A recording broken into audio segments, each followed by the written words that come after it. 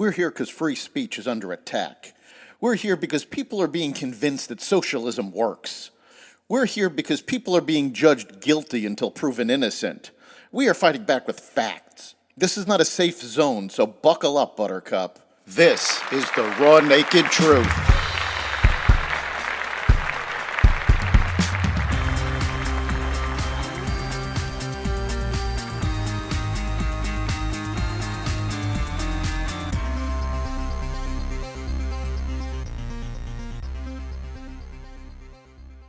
Fighting in the Middle East threatens to expand while North Korea gets more aggressive.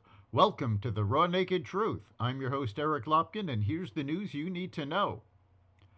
U.S. military forces launched another airstrike on a Houthi-controlled site in Yemen on Saturday, marking the second time in 2 days that Western forces have attacked the rebel group. The destroyer USS Carney conducted the strike around 3:45 a.m. using Tomahawk missiles. No additional details were provided, though witnesses in Yemen's capital reportedly heard one loud boom. The airstrike came following an additional barrage of attacks against the Houthis by a joint U.S.-UK strike team that left at least 5 Houthis dead. The back and forth has come in response to Houthi rebels attacking shipping vessels in the Red Sea, angered over the ongoing war between Israel and Hamas.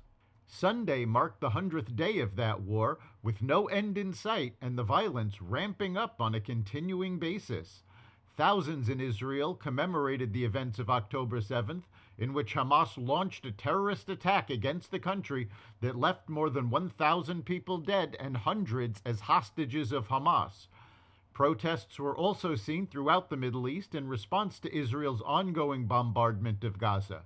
Israeli leadership has claimed that Hamas has been severely weakened by their ongoing attack and has pledged to continue the fight until the terrorist group is destroyed. North Korea launched a suspected mid-range ballistic missile into the sea on Sunday, officials from Japan and South Korea said.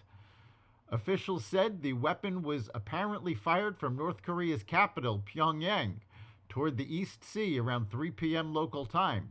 It traveled about 621 miles before hitting the water. South Korean officials were monitoring the missile's metrics along with Japan and the United States.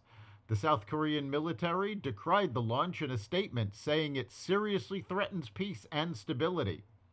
The test comes as North Korea in recent weeks has pledged to ramp up its nuclear capabilities against its southern counterpart and the West. The Israeli Defense Forces have found evidence that Hamas leaders are helping to orchestrate terror attacks worldwide as part of a larger campaign against Western powers. The IDF published the report alongside a diagram outlining Hamas commanders linked to suspected terrorist operations in the European Union. The report stated, orders from the organization's management, the purchase of drones, and the use of crime elements. This is how senior members of the terrorist organization Hamas promoted attacks against innocent people around the world.